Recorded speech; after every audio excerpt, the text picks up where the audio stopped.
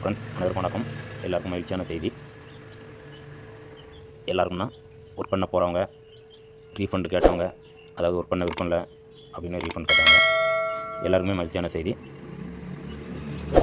SPO வந்து reopen ஆகிட்டு new plan launch ஆக போகுது. ஒர்க்கும் ஸ்டார்ட் ஆக போகுது. நம்மளும் மந்த்லி சேலரி எடுக்க போகிறோம். ஒர்க் எப்படிலாம் இருக்கும் அப்படிங்கிறதெல்லாம் பிளான் லான்ச் ஆகும் போது சொல்லுவாங்க. நேற்று லைவ் மீட்டிங் நடந்துச்சு. அதில் ரொம்ப பேர் கலந்துக்கிட்டாதவங்களாக இருந்தாலும் சரி, கலந்துக்கிட்டவங்களாக இருந்தாலும் சரி, இந்த வீடியோ கொஞ்சம் தெளிவாக கேட்டுவிடுங்க. நேற்று என்ன சொன்னாங்க அப்படிங்கிறத இந்த வீடியோ மூலமாக உங்களுக்கு விளக்கம் கொடுக்குறேன். இந்த வீடியோ சேனலை சப்ஸ்கிரைப் பண்ணாதவங்க சப்ஸ்கிரைப் பண்ணி வச்சுடுங்க. எதுக்காகனா இனிமேல் வரப்போகிற ஒர்க்கு எல்லாமே டிஜிட்டலைஸாக தான் இருக்க போகுது. ஃபேஸ்புக்கில் ஷேர் பண்ணுறது, இன்ஸ்டாகிராமில் ஷேர் பண்ணுறது, வித்தியாசமான ஒர்க்லாம் இருக்கிற வாய்ப்பு இருக்குது. அப்படிங்கும்போது கொஞ்சம் இன்டர்நெட் நாலேஜ் எல்லாம் எப்படி டெவலப் பண்ணணும், எப்படி கற்றுக்கணும் அப்படிங்கிறதெல்லாம் தெரிஞ்சு வச்சுருங்க. நீங்கள் இந்த சேனலை சப்ஸ்கிரைப் பண்ணி வச்சுக்கிட்டிங்கன்னா அந்த நேரத்தில் அந்த ஒர்க் எப்படி இருக்குது, எப்படி பண்ணணும் அப்படிங்கிறதெல்லாம் இந்த வீடியோவில் வந்து அப்லோட் பண்ணுவோம். நீங்கள் தெரிஞ்சுக்கலாம். ஓகே, வாங்க இப்போ நேற்று மீட்டிங்கில் என்னென்ன பேசுனாங்க, என்னென்ன நடந்துச்சு அப்படிங்கிறத தெளிவாக பார்ப்போம். ஃபஸ்ட் பாருங்கள். ஃபஸ்ட் இந்த பாயிண்ட்டை பார்ப்போம். கவர்மெண்ட் அப்ரூவல் கம்பெனி பாருங்கள். கவர்மெண்ட் அப்ரூவல் கம்பெனி அதாவது பார்ட் டைம் ஜாப்பில் எந்த கம்பெனியுமே நிறையாது பார்த்துருப்போம். இப்போ நம்ம ரீசெண்டாக நிறையா ஒர்க் பண்ணிக்கிட்டு கூட இருப்போம். எந்த கம்பெனியுமே இந்த அளவுக்கு கவர்மெண்ட் அப்ரூவல் வாங்கியிருக்க வாய்ப்பு இல்லைன்னு நினைக்கிறேன். எல்லோரும் ஜிஎஸ்டி வாங்கியிருப்பாங்க. அப்படி ஒரு சில இதுகள் மட்டும் அப்ளை பண்ணி வாங்கியிருப்பாங்க. இது வந்து இஓடபிள்யூ, ஆர்டி எல்லா பெர்மிஷனும் வாங்கி அமௌண்ட் எத்தனை லேக்ஸ் ட்ரான்சாக்ஷன் ஆனாலும் பிரச்சனை இல்லை. பிளான் வந்து கவர்மெண்ட்டு அப்ரூவல் வாங்கி தான் பிளான் இது ஸ்டார்ட் பண்ணுறாங்க. எதுலேயுமே பிரச்சனை இல்லை. இனிமேல் கம்பெனியை இடையில ஒருத்தர் நிப்பாட்டிட்டு ஆரம்பிக்கிற மாதிரி அந்த இதுக்கு வாய்ப்பு இல்லை. தொடர்ந்து வேலை இருந்துக்கிட்டே இருக்கும். சரிங்களா? இஓடபிள்யூனா பொருளாதார குற்றப்பிரிவு அப்படின்னு வரும். அதெல்லாம் வந்து கம்பெனியை வந்து அனலைஸ் பண்ணி என்கொயரி பண்ணி எல்லா டாக்குமெண்ட்டும் வெரிஃபிகேஷன் பண்ணி தான் கவர்மெண்ட் அப்ரூவல் கொடுத்துருக்காங்க. அதனால் நமக்கு இந்த வேலைக்கு ஒரு 3 இயர்ஸ் சொன்னாங்களா, அந்த 3 இயர்ஸ் வந்து நம்மளுக்கு கண்டிப்பாக வேலை இருக்கும். அதுக்கடுத்த ப்ராஜெக்டை எடுத்துகிட்டு பண்ணிகிட்டு இருப்பாங்க. அது வரை நமக்கு பிரச்சனை இல்லை. சரிங்களா? இப்போ ரீஓப்பன் வந்து எப்போ அப்படின்னோம்னா இருக்குது மேக்ஸிமம் ஆகஸ்ட் 1லேருந்து ஆகஸ்ட் 10க்குள்ளே. மேக்ஸிமம் டேட் வந்து ஆகஸ்ட் 10. அதுக்கு இடையில கூட ஓப்பன் ஆகிறதுக்கு அதிக வாய்ப்புகள் இருக்குது அப்படிங்கிறத சொல்லியிருக்காங்க. சரிங்களா? பிளான் டீட்டெயில்ஸ் வந்து எப்போ லான்ச் ஆகும் அப்படிங்கிறத சொல்லியிருக்காங்க. அவங்க சொன்ன டேட்டு 17க்கு முன்னாடியே இன்றைக்கோ நாளைக்கோ கூட ஓப்பன் ஆகலாம். அதிகபட்சம் 17ஆம் தேதிக்குள்ளே பிளான் டீட்டெயில்ஸ் லான்ச் ஆகிரும். பிளான் வந்து 3 விதமான பிளான் கொண்டாந்துருக்காங்க. அந்த 3 டைப் ஆஃப் ஒர்க்கு. எந்த ஒர்க்கு நமக்கு விருப்பம் இருக்கோ, எந்த ஒர்க்கு நம்மளால் செய்ய முடியுமோ அந்த ஒர்க்கை நம்ம சூஸ் பண்ணி ஒர்க் பண்ணலாம். ஒருத்தங்களுக்கு ஒவ்வொரு ஒர்க்கு கஷ்டமாக இருக்கும்னு நினச்சோம்னா அந்த ஒர்க்கை தவிர்த்துட்டு மற்ற ஒர்க்கை பார்க்கலாம். எந்த ஒர்க்கை சூஸ் பண்ணுறோமோ அந்த ஒர்க்கை தான் கடைசி வரை நம்ம ஒர்க் பண்ண முடியும். சரிங்களா? அதான் கீழே போட்டுக்க பாருங்கள். 3 டைப்ஸ் ஆஃப் பிளான். 3 ஒர்க்கு இருக்கும். நம்ம எந்த ஒர்க்கை சூஸ் பண்ணுறோமோ அதை தான் கடைசி வரை இது பண்ண முடியும். ஒரு ஒர்க்கை வந்து சூஸ் பண்ணிட்டோம்னா இடையில வந்து அந்த ஒர்க்கை மாற்ற முடியாது. அது எப்படி எந்த விதமான ஒர்க்கு அப்படிங்கிறதெல்லாம் லான்ச் பண்ண பிறகு கம்பெனிலேருந்து தெளிவாக விளக்கம் கொடுப்பாங்க. ஓகேவா? இன்கம் டீட்டெயில்ஸ் அடுத்தது. இன்கம் டீட்டெயில்ஸ் அது வந்து அந்த 6 மந்த் ட்ரைனிங் பீரியட் முடிஞ்சிட்டுனா ஈக்குவலாக எல்லாருக்குமே 10,000. அதுக்காக நம்மளுக்கு இயர்லி ஒன்று 2,000 இன்க்ரிமெண்ட் இருக்கும். ஆனால் எல்லாருக்குமே ஈக்குவல் இன்கம் ஃபஸ்ட்டு ஸ்டார்டிங்கில். அதே போல் ஃபஸ்ட்டு ட்ரையல் வர பீரியட் இருக்குது. அதில் மினிமம் 4 மந்த்லேருந்து 6 மந்த் வரை, மேக்ஸிமம் 6 மந்த் வரை. 4 மந்த்லேயே நம்ம ஒர்க் எல்லாம் அவங்களுக்கு சாட்டிஸ்ஃபேக்ஷனாக இருந்துச்சுன்னா 4 மந்த்லேயே நம்மளுக்கு 4 மந்த் முடியுமே 10,000 சேலரி கொடுக்க கூட வாய்ப்பு இருக்குது. அப்படி இழுத்துட்டு போனாலும் 6 மந்த் வரை. 6 மந்த்துக்கு பிறகு நம்மளுக்கு ஃபுல் சேலரி எல்லாருக்கும் கிடைக்க ஆரம்பிச்சிடும். இதில் வந்து எவ்வளோ இன்கம்னாலும் எடுக்கக்கூடிய வாய்ப்பையும் கொடுத்துருக்காங்களாம். அது பிளான் வந்த பிறகு தான் தெரியும். 10,000 தான் கிடைக்குமா, 10,000க்கு மேலே கிடைக்காதா அப்படிங்கிறதுலாம் நமக்கு ஒரு டவுட் இருக்கும். ஆனால் 10,000க்கு மேலே எவ்வளோனாலும் லேக்ஸ் கணக்கில் கூட இன்கம் எடுக்கிற அளவுக்கு வாய்ப்புகள் இருக்குது அப்படிங்கிறத சொல்லியிருக்காங்க. அது வந்த பிறகு தான் தெரியும். அதே போல் இன்ட்ரோ போனஸ் நம்ம இப்போ ஒரு 10 பேர் சேர்த்து விட்ருக்கோம், 5 பேர் சேர்த்து விட்ருக்கோம். அவங்க மூலமாக நமக்கு இன்கம் வருமானா அந்த இது வந்து இப்போ கிடையாது. ஏன்னா கவர்மெண்ட் சைட்லேருந்து அப்படி கொடுக்கக்கூடாதுன்னு சொல்லியிருக்காங்களாம். அப்படி கொடுக்குற மாதிரி இருந்துச்சுன்னா எம்எல்எம் கம்பெனியாக அந்த கேட்டகரியில் போயிடும். அதனால் நிறுவனத்துக்கு சிக்கல் ஏற்படும் அப்படிங்கிறத சொல்லியிருக்காங்க. அதனால் வந்து இன்ட்ரோ போனஸ் வந்து இப்போ கட் பண்ணியிருக்காங்க. சரிங்களா? அடுத்தது மெயினாக வந்து வித்ட்ரா ரெக்வெஸ்ட் ரீஃபண்ட் டீட்டெயில்ஸ். இது எப்போன்னா நம்மளுக்கு இந்த மாதம் 27ஆம் தேதி வித்ட்ரா ரெக்வெஸ்ட் கொடுக்க சொல்லியிருக்காங்க. ரீஃபண்டு ஆட்டோமேட்டிக்காக அவங்க கம்பெனிலேருந்தே நம்மளுக்கு போடுறாங்க. வித்ட்ரா ரெக்வெஸ்ட் நம்ம வேலெட்டில் எவ்வளவு இருக்கோ, அதாவது ஒர்க்கிங் வேலெட் அந்த இதெல்லாம் இருக்கும், அதை வந்து அப்ளியேட் அக்கௌண்ட்டில் நம்ம ட்ரான்ஸ்ஃபர் பண்ணி வச்சுருப்போம். அந்த அமௌண்ட்டு எவ்வளோ இருக்கோ அதில் வந்து 20%. அதில் ஒரு 3 டிஃப்ரெண்ட்டாக பிரிச்சுருக்காங்களாம். ஒரு சிலவங்களுக்கு 5% ஒரு சிலவங்களுக்கு 20% அப்படி வர வாய்ப்பு இருக்குன்னு சொல்லியிருக்காங்க. பேன் கார்டு யாரும் அப்ளை பண்ணாமல் இருந்தால் அவங்களுக்கு கண்டிப்பாக 20% தான் பிடிப்பாங்கன்னு இருக்காங்க. இப்போ 10,000னா 20% போச்சுன்னா ரூ. 2,000 போச்சுன்னா ரூ. 8,000 நமக்கு சேலரி கிடைக்கும்.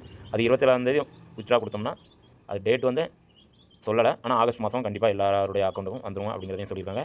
நம்ம எவ்வளோ அமௌண்ட்டு பே பண்ணணுமோ அவ்வளோ அந்த அமௌண்ட் வந்து நமக்கு ரீஃபண்டாக கொடுத்துருவாங்க அப்படிங்கிறதையும் சொல்லியிருக்காங்க. அந்த அமௌண்ட்லேயுமே டிடக்ஷன் உண்டு, 20% டிடக்ஷன் உண்டு. நம்ம இப்போ 6,500 கட்டினோம்னா அதில் 20%, 6,000 கட்டினோம்னா அதில். அதனால் எல்லாருக்கும் ரீஃபண்டு கிடச்சிரும். ஆனால் இது ரீஃபண்டுன்னு சொல்லி நம்ம வந்து ஜாயின் பண்ணலை. நம்ம வந்து க்ளவுட் ஸ்டோரேஜ் பர்ச்சேஸ் பண்ணோம். அவங்க க்ளவுட் ஸ்டோரேஜ் பர்ச்சேஸ் பண்ணி தந்தாங்க. அதுக்காண்டி நம்ம பேமெண்ட் பண்ணோம்.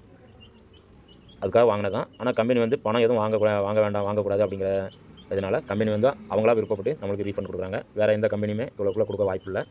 நம்ம 20% போகுதுன்னு நினைக்கிறோம். ஆனால் நம்ம தெரிஞ்சு தான் அமௌண்ட்டு பே பண்ணோம். க்ளவுட் ஸ்டோரேஜ் பர்ச்சேஸ் பண்ண போகிறோம். அதுக்கு இந்த அமௌண்ட்டு கொடுத்துருவாங்க. இது வந்து கடைசியில் ரீஃபண்ட் தரோன்னு சொல்லலை. ஆனாலும் நம்மளுக்கு வந்து ரீஃபண்ட் தராங்க, 20% பிடிச்சிட்டு தராங்க. அப்போ நம்மளுக்கு லாபம் தான். சரிங்களா? அதனால் அதில் யாரும் வருத்தப்பட வேண்டியதில்லை. அதேபோல் வித்ட்ரா வேலெட்டில் உள்ள அமௌண்ட் எல்லாத்தையும் எடுத்துக்கலாம். அதுக்கடுத்தாப்பில் வர்ற ஆகஸ்ட்லேருந்து நம்ம மாதத்துக்கு ஒரு நம்ம சேலரி வந்து ரெக்யூஸ்ட் கொடுத்து எடுத்துக்கலாம். அது ஆட்டோமேட்டிக்காக அதிலே டேட் சொல்லிடுவாங்களாம். இப்போ இன்றைக்கி ரெக்யூஸ்ட் கொடுக்கணும்னா இந்த தேதியில் உங்களுக்கு அவங்க அக்கௌண்ட்டுக்கு வந்துடும் அப்படின்னோம்னா அந்த தேதிக்குள்ளே கண்டிப்பாக வந்துடுமா, ஆட்டோமேட்டிக் ப்ரொசீஜர். ஆனால் இந்த இப்போ கொடுக்குற இது வந்து நம்ம வேலெட்டில் இருக்கிற அமௌண்ட் வந்து ஆட்டோமேட்டிக் இது கிடையாது, மேனுவலாக போடுறது தான். மேனுவலாக போட்டுட்டு நம்மளுடைய வேலெட்டில் 0 கொண்டு வந்த பிறகு தான் நம்ம வேலை செஞ்சு ஒர்க் பண்ணுற அமௌண்ட் வந்து ஆட் ஆக ஆரம்பிக்கும். அது மாதம் இத்தனாம் தேதின்னு கணக்கு வச்சு அதுக்கு தகுந்த நம்ம எடுத்துக்கலாம் அப்படிங்கிறத சொல்லியிருக்காங்க. ஓகேவா? அடுத்த பயனையும் பார்த்தாச்சு. வாலெட் தொகை எப்போ கிடைக்கும் அப்படிங்கிறதையும் சொல்லியாச்சு. அதுக்கடுத்தப்புறம் எத்தனை ஐடிகள் யூஸ் பண்ணலாம். கம்பெனியை ஃபஸ்ட் நம்ம ஆரம்பிக்கும் போது 3 ஐடி வரை யூஸ் பண்ணிக்கலாம்னு தான் சொல்லியிருந்தாங்க. ஆனால் இப்போ உள்ள இதுபடி மேக்ஸிமம் ஒரு ஐடி யூஸ் பண்ணுங்கள், அதான் பெட்டர் அப்படின்னு சஜஷன் கொடுத்துருக்காங்க. கம்பல்சரியாக நீங்கள் ஒரு ஐடி தான் யூஸ் பண்ணணும் அப்படிங்கிறத சொல்லலை, சஜஷன் கொடுத்துருக்காங்க. அதனால் ஒருவேளை இப்போ நீங்கள் யார் ஐடியாவது வாங்கி நம்ம யூஸ் பண்ணலாம் அப்படின்னு நினச்சிட்டு இருக்கிறவங்க அவங்க வந்து அப்படி யூஸ் பண்ண வேண்டாம். ஏற்கனவே பழைய மெம்பர்ஸ் 3 ஐடிஸ் வச்சுருக்கோம், ஒன்றும் செய்ய முடியாது அப்படிங்கிறவங்களுக்கு கம்பெனி ஏதாவது வாய்ப்பு கொடுக்கணும்னு நான் நம்புகிறோம். மற்றபடி புதுசாக வேறு ஒருத்தர் ஐடியா உங்கள் பேருக்கு வாங்காதீங்க. அல்ல உங்கள் வீட்டில் வேறு யாராவது ரிலேஷனோ நெருங்கிய ரிலேஷன் யாராவது இருந்தால் அவங்களுக்கு ஐடி இல்லைன்னா அவங்களுக்கு வேணால் மாற்றி கொடுங்க.